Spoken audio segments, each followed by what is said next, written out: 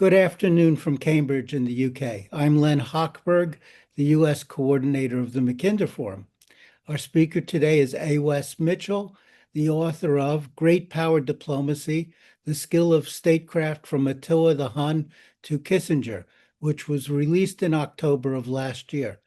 Mitchell is the author of two other significant books, The Grand Strategy of the Habsburg Empire in 2018, and Unquiet Frontier, Rising Rivals, Vulnerable Allies, and the Crisis of American Power, co-authored in 2016 with Jakub Grygiel. For students of geopolitics, Mitchell may be said to have made at least three significant contributions. First, the recognition of the enduring importance of geography for an understanding of international relations. Second, the necessity to prioritize and sequence responses to regional challenges to American power. And third, persuasion in great power diplomacy is rarely enough. Securing compliance often requires the use of military and economic coercion. His articles and interviews have appeared in major publications such as the Wall Street Journal, Foreign Affairs, and the National Interest. Wess Mitchell is a principal at the Marathon Initiative and a former U.S. Assistant Secretary of State for Europe. Prior to the State Department, Mitchell served as president and CEO of the Center for European Policy Analysis, which he co-founded in 2005 with Larry Hirsch. Mitchell is a non-resident fellow in the Applied History Project at Harvard University Kennedy School of Government's Belfer Center, a member of the International Security and International Policy Grants Advisory Committee at the Smith Richardson Foundation, a member of the International Advisory Council at Cambridge University Center for Geopolitics, and a life member of the Council on Foreign Relations. If I may, I'd like to add one personal note. Several years ago, Wess invited me to the Department of State to discuss geopolitics. It was during that conversation I discovered a fellow traveler, someone who has a deep appreciation for cartographic representations of strategic information. With that, please welcome Wess Mitchell to the Mackinder Forum. Wess, please. Len, thank you for that very kind introduction. It's good to see you, and I see a lot of old friends on the line, so I'm in good company. I'm a fan of Mackinder Forum, and I have been for a while. I think y'all do really good work, and particularly admire how you keep the classical study of geography and behavior of states at the forefront. It's easy for headlines and contemporary events to crowd out the deeper things, and I think you do an admirable job of keeping those things at the fore. Lynn, you mentioned when we first met, I was just thinking at that time, you sent me or gave me a collection of maps by Richard Eads Harrison that was made in the 1940s that really had a profound impact on how I think about strategic cartography, geography. And the connection to the book that I'm talking about today is that the map maker for this book, Great Power Diplomacy, Andrew Rhodes, very talented cartographer, he used the methods of Harrison in many of the maps that he made for this book. So making an attempt at looking at the geography of some of the great powers in this book from the perspective of their leaders at the time, kind of how the world looked from where they sat. And he used that very creatively to underscore a theme in my book, which is dangers in multiple directions, the multi-front challenge. So as you thumb through my book, if you get a chance to look at it, pay attention to the maps, and I owe a debt of gratitude to Lynn for introducing me to the work of Harrison. So what I thought I would do today is talk a little bit about this book, Great Power Diplomacy, The Skill of Statecraft from Attila the Hun to Kissinger, a little bit about why I wrote it, what I learned while I was writing it, and then I'm happy to take questions and open up for conversation. We can take it in any direction that y'all want. So there were a couple of sparks or impetuses that led me to write this book. One of them was the subject itself, diplomacy. I became more interested in diplomacy as a practice and a profession in my time at the State Department in the first Trump administration. My experiences at the State Department um, and how the State Department approaches diplomacy in some ways raised more questions for me than answers. But they say that you write a book to explain a subject to yourself, and that's very much true with this book. In attempting to practice diplomacy, I became much more aware of how important it is and that it draws on skill sets that can be cultivated and learned and to some extent institutionalized. And so I've developed a professional interest in it more strongly as a subject in itself. But second, and this is actually probably the main reason for writing the book, I left government with a clear sense that the organizing problem of American national security in our time is what the Pentagon calls the simultaneity problem. We've had 3 consecutive national defense strategies now that have said very plainly that the United States is not postured or equipped to fight more than one major war at a time. And yet we face very serious opponents in all 3 of the world's most strategically important regions. And this is the classic multi-front problem in strategy. In history, multi-front war is probably the greatest challenge that a great power can face, certainly in the pre-nuclear era. I would say even after the advent of nuclear weapons, it remains a special category of challenge because by definition, it means that the number of threats, or let's say uses to which you could apply your military and economic power are numerous, and there's a wider gap than usual between the ends to which you could apply your strategy and the means at your disposal in the form of military and economic problem. So I really started to grapple with that problem intellectually and just try to look at it objectively. I love history, and I'm a great believer that you look to history to understand themes in the human experience that are timeless. Geography is one of those, human nature. So the more I looked at this problem historically, the more I realized it was not so much a problem of military posture and maneuvering, the problem of multiple big threats in different directions from your home area. It is a military problem, but it's not primarily a military problem. It's more a question of high politics, diplomacy, and specifically diplomacy as an instrument of grand strategy, and the question of how you rearrange the overall game board in your favor, which is very much the domain of classical diplomacy. So I really set out in this book to understand the role of classical diplomacy in grand strategy. And by diplomacy, I mean the use of negotiations by sovereign states to promote the national interests broadly, but specifically to reconcile conflicting interests on matters of war and peace. And in my book, I argue that diplomacy is an art, and that like any art, it's much better to define it by its outcomes rather than its processes. And of the outcomes or the ends, let's say, of diplomacy, the most consequential by far is the constraint of power. Classical diplomacy is an inherently conservative enterprise, in my view, in the Western tradition.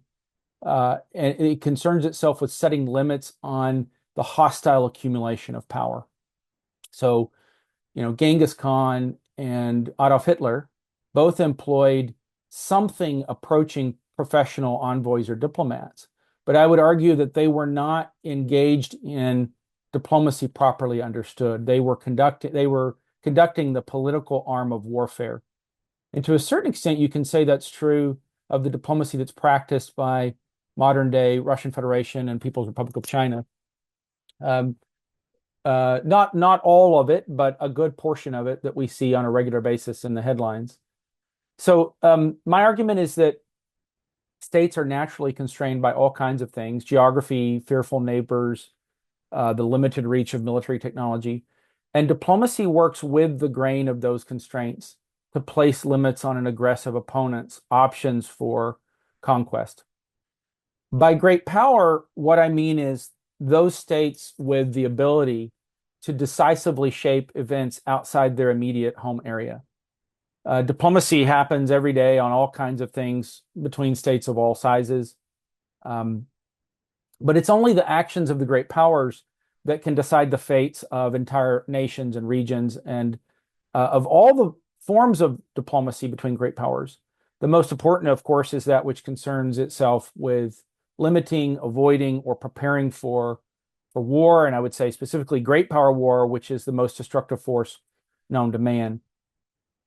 And then by grand strategy, I mean the matching of national means in the form of military and economic resources to high state ends in the form of threats and opportunities in the outside environment. So danger arises for any great power when intolerable gaps emerge between the means at their disposal and the ends to which they would apply those means. And I argue that diplomacy really comes into its own in strategy when a state faces enemies that are too numerous or powerful to be deterred or defeated by military means alone, by its military means alone. And diplomacy's role in strategy, I believe, is to narrow those gaps. It doesn't do that on its own because it's not a form of power in its own right. Rather, I would say diplomacy is a political expedient that states use to increase the external means at their disposal by building alliances and coalitions, or to reduce the threats that are arrayed against them at a particular moment through détente, or both. And that by performing those tasks, diplomacy allows states to rearrange power in space and time and avoids tests of strength beyond their immediate ability to bear. And that in doing that, diplomacy enables states to achieve what Clausewitz called the simplest and highest object of strategy, and that is the concentration of power. And my book argues that that role is indispensable, it's timeless, and it cannot be performed by any instrument of state. So from the start, my book attempts to situate diplomacy in the realm of strategy. And in doing that, I set out to challenge a couple of conceptions of diplomacy that I think have become ingrained in the modern mind. And one of those is the idea that diplomacy's job, its main job, is to build rules and institutions above the level of the nation state that will eventually remove war from the human experience. And you see this is a modern conception, particularly, I think, on the political left. It was the dream of the 19th century German philosopher Immanuel Kant, who believed that humanity is progressing towards a kind of golden age and reason and harmony anchored in international law, where states will adjudicate their differences the way that individuals do in a court of law. This idea found expression. It's found expression in various ways across the ages, actually all the way back to antiquity. But I think most famously, it found expression, of course, in the policies of President Woodrow Wilson after World War I, and it persists in the liberal institutionalism of today's advocates for a rules-based international order.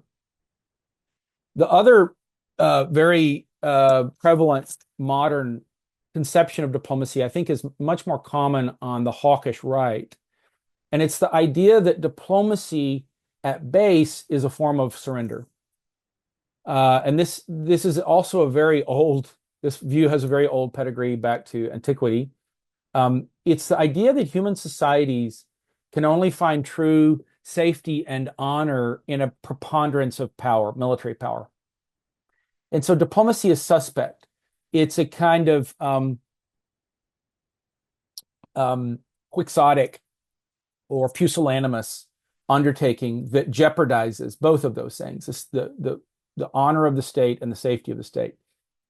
And so on this view, at most, diplomacy is a kind of janitorial service. It's something that we use to deliver marshes and clean up after war. And I think that view finds expression pretty frequently in US politics, in accusations of appeasement or comparisons to Neville Chamberlain and Munich. Pretty much anytime an American president engages in direct diplomacy with a US adversary, you can find examples of the Munich analogy in one form or another in every presidency, all the way back to Harry Truman. So I think it runs really deep. And it's also not, this is not a new attitude at all. In fact, in my book, one of the threads that run through the book is all the way back to antiquity. I think the first and most primal urge of any state, any great power when faced with great danger, is the military recourse. But what both of these views of diplomacy share is an idea that diplomacy is separate to some extent from competition and conflict.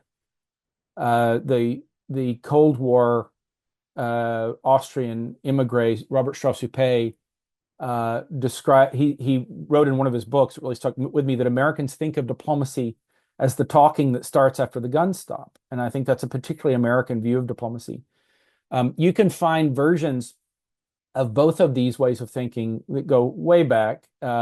Basically, the age-old critique of diplomacy of the soldier on one hand, and the critique of diplomacy that comes from the priest or the lawyer on the other hand. They're built on the notion that we can find a cleaner and more efficient substitute to the messiness of compromise, which is, of course, diplomacy, stock, and trade, either in the form of law or in the form of force. And you see this notion crop up occasionally in history, and especially in the modern era. You saw it after World War I with the League of Nations, the Kantian critique of diplomacy. You saw it after World War II with the advent of the United Nations, and then later, of course, with the introduction of atomic weapons. But I think what's new in the period since the Cold War is the extent to which these two substitutes, military technology and international institutions, have come to be seen as having removed the need for diplomacy entirely. And I attribute this to the unusual circumstances that have existed since the end of the Cold War, where you had American power in an almost greenhouse setting. American power was unchecked, liberal institutions were in the ascendancy, and of course, history was supposedly over. It was the post-heroic age. And there seemed to be really no need for classical diplomacy because there was no pure competitor with whom we would have parlayed to begin with or compromised. And diplomacy is really pushed to the margins. It's it becomes a practice that we utilize in sort of brokering disputes between weaker actors in the Balkans or elsewhere. But I think more than that, American foreign policy embraced a transformationalist agenda of remaking the world, including our adversaries, in our image, and doing that through the spread of democracy and liberal economics. And diplomacy came to be viewed as a kind of science of administration. You would use it in the Balkans or other peripheral places cleaning up after American Bush wars. But diplomacy's depreciation, I think, is also mirrored in academia. And I really found that when I started to try to research this book and understand how it's viewed in the modern scholarship. Since the Cold War, the professional literature on diplomacy, I mean, it's basically become a province of law. So you can find modern textbooks on diplomacy with chapters on development diplomacy, migration diplomacy, climate diplomacy. And then I think it's in the study of strategy, which, there's a much wider and richer literature, I think became more, since the Cold War, strategy has become very kinetic. It's the study of operations. It's the science of, of coercion, of inflicting defeat on an opponent. And then I would add to that, diplomatic history has really shrunk to the point of virtual extinction. So Western universities have stopped producing Paul Schroeders or A.J.P. Taylors. And so my book's starting point is that this vacation from history that produced the neglect of diplomacy is clearly over. The point of departure is that Kant was wrong. Man is fallen. War is permanent. It's a permanent part of the human story and condition. There isn't going to be a golden age or a perpetual peace. All the international institutions in the world would not be able to stop a war between the United States and China. And further, that the United States today doesn't hold the margin of military superiority that we did 20 years ago. I wouldn't argue that we're in decline, but we're at a place where we cannot simply rely on military technology and sanctions to get our way in the world.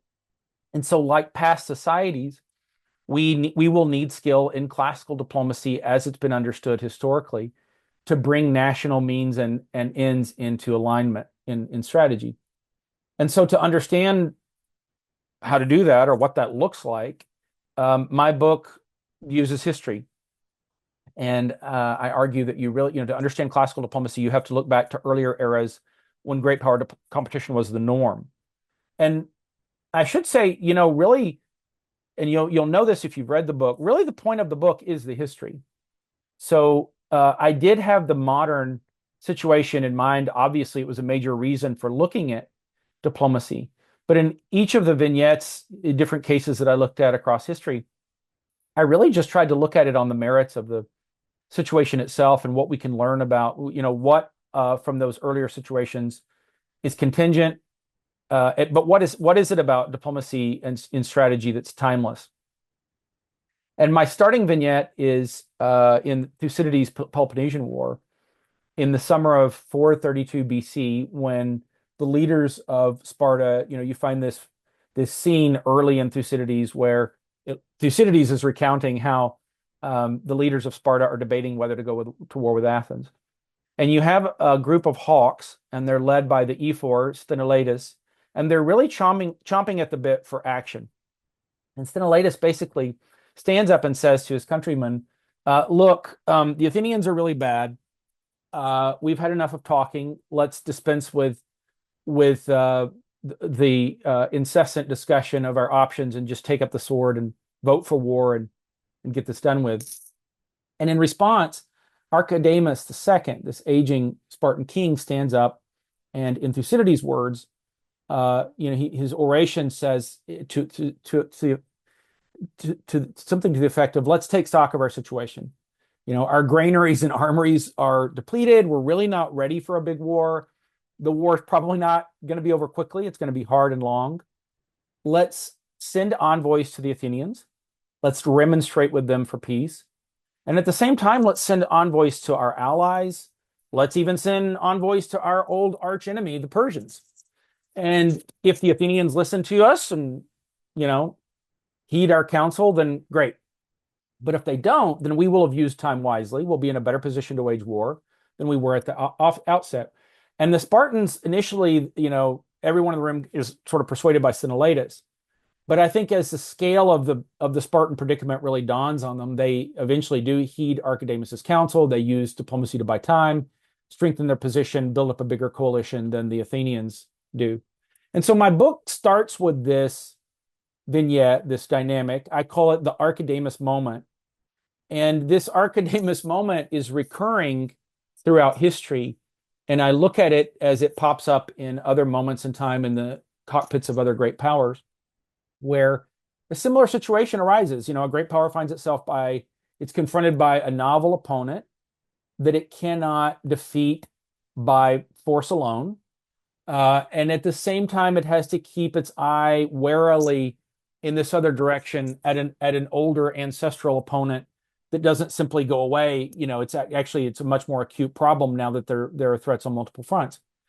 So when I was picking which examples in history to write about in my book, I tried to focus on a similar set of perimeters. I didn't have the bandwidth to write a book that was a history of diplomacy, and I wanted to focus in on strategy. So for starters, all the cases in my book are from the Western diplomatic tradition, and maybe I'll write a companion book on Eastern diplomacy at some point, but they're all from the West, really where you see classical diplomacy emerge and come into its prime. I looked at great powers that were not in terminal decline. That was very important to me. I wanted a kind of a pure laboratory for understanding diplomacy as it fit alongside other tools of strategy. Not when you're at a moment that Britain after World War II, the game is up and it's really just a question of how you execute a withdrawal. But I argue that these moments, when a great power awakens to kind of the multi-front dilemma, where war is not imminent, but it's right over the horizon, that those are very clarifying moments. these are moments when the options really narrow and there are trade-offs. And so strategy, I would argue, becomes very consequential. It's the most consequential to the survival of the state in those moments. So I looked at altogether 10 episodes from the lives of 7 great powers, not counting the vignette at the start with Sparta. It's about a 1,500-year time frame. So I start with the Eastern Roman Empire, and then I look at the Republic of Venice, Valois France, Habsburg Austria, Imperial Germany, the British Empire, and the Cold War era United States. And my main interest when I was writing the book, and I don't know that I would have been able to stuck with it and finish the book if it had been otherwise, was really it was individual rulers and their coteries, and to understand in a particular moment how they grappled with the constraints and dilemmas of strategy and diplomacy. I think theory is boring, so you can't. It's definitely not a book that's heavy with theory. I think you have to look at individual rulers, what they had for breakfast and what they feared, who they loved. And so that's the level of focus in the book, within the constraints of geography and finite resources. So I look at the strategic debates that were playing out in these great powers at the time, where diplomacy fit alongside other policy options, and then sort of, why the leaders chose what they did and what the consequences were. And then I end each chapter by asking how things might have gone differently with different choices. And I try to show in each chapter what that country's contribution was to the development of Western diplomacy. What was the distinctive way that it practiced negotiations? How did its bureaucracy of diplomacy function? How did it integrate diplomacy with espionage, technology, money? Kind of what was the culture and tradecraft of diplomacy for each of them? So I'm not going to review every single case. I'm happy to talk about as many of them as you guys want. I really enjoyed a handful of them, probably more than the others. I mean, the Byzantine Empire was fascinating because it's this dramatic moment where the Huns arrive on the northern frontier and the Byzantines have their forces deployed to the east dealing with the Persians. And you see these debates between, it's in the court of Theodosius II, so mid 440s AD. And you see these Gothic generals at court who are making an argument that is identical virtually to the argument of Cinnallatus. And this very wily court eunuch named Chrysafius, who comes up with this diplomatic-based strategy. I mean, the Byzantine armies are just getting licked every time they come up against the Huns. And so it becomes apparent that they're not going to be able to just crush this problem. And from that moment, and really Chrysafius's innovations, you could trace the beginnings of a very distinctive Byzantine way of diplomacy that uses a combination of blandishments, gold payments, Roman law to enmesh barbarian rivals into Byzantine civilization. And over time, buy time to make peace with the Persians, bring their armies from other theaters, concentrate on the main threat, but also eventually deflect these Huns that they can't defeat militarily towards softer targets. It will come as no surprise that I especially enjoyed writing about Habsburg Austria, which is very close to my heart from my last book. And I zeroed in on the reign of Maria Theresa, the beginning of her reign. She's 23 years old and she's pregnant with her first child. Her father has just died, Charles VI, and Frederick the Great invades Austria, with this predatory coalition from 3 different directions. And Maria Theresa's treasury is empty. Her army is off to the south fighting the Ottomans. And she has these aging advisors that she's inherited from her father. And they're literally telling her, ma'am, you might as well just surrender. And she develops a set of responses to the challenge of Frederick, eventually using a very capable state chancellor, Kaunitz. And over the course of a couple of decades and a series of wars, they basically fight Frederick the Great to a standstill. And they do something very interesting in the annals of diplomacy. I mean, they Kaunitz, basically cherry picks Frederick's allies one by one and brokers a peace with Austria's historic archenemy, France. And it's a stunning reversal of fortune. I mean, you could argue that the House of Austria, its lifespan is extended by a century and a half or so by basically astute diplomacy when the military option wasn't solvent for the Austrians. So I can talk about these other cases. I had fun with all of them. I'll just say briefly, I thought the British imperial case, it really stood out to me that the Edwardian Brits, first under Salisbury and then Lansdowne as foreign secretary, a series of maneuvers that were made that I think were very skillful in concentrating British naval power and turning off the multi-front challenge. I stopped with Nixon. I originally intended to go through Reagan, but I just ran out of steam. But I stopped with Nixon and Kissinger. Happy to talk about Kissinger's diplomacy. I spent a lot of time trying to get inside his head. But at the end of the book, I presented some takeaways that really stood out to me across the themes. And I wouldn't say that these were lessons. I'm not a fan of viewing history in that way. It was maybe more attempt to gain altitude and try to say, take it out of the realm of contingency and say, well, what about these cases is what can we draw that is maybe timeless about the concept of diplomacy and strategy, to some extent, the practice and utilization of diplomacy. And I'll just hit a couple at the end. We can talk more about these, but one big takeaway for me is the consistent focus in classical diplomacy on constraining an opponent. I think there's a modern idea that conflicts arise from misunderstandings, that states behave almost like individuals, and that the job of diplomacy is to clear up misunderstandings. And historically, the role of diplomacy and strategy has not been that. It's been to place constraints on an opponent, to look for political expedients that will amplify the constraining effects of geography, fear by other states, internal limitations on your rival's strategic position. And some of the biggest failures in diplomacy historically in the book come about when you see leaders depart from that logic. And I think that was very much the case in the example of Neville Chamberlain. It was striking to me when I was reading about Chamberlain and comparing his mindset with earlier practitioners of diplomacy, Bismarck, Metternich, the Byzantines, the Venetians. One thing that really stood out to me is how much Chamberlain really rejected the logic of constraints in diplomacy as old-fashioned.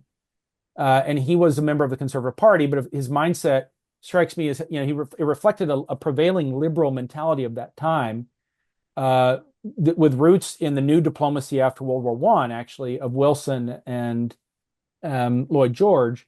And it's this idea that, Hitler is a reasonable man. The Czech matter is a misunderstanding. The job of diplomacy is to clear up the misunderstanding so that everyone can kind of get on with the normal business of peace. There was no place in Chamberlain's thinking for the balance of power. He saw it as antiquated, actually against the advice of some of his senior professional diplomats.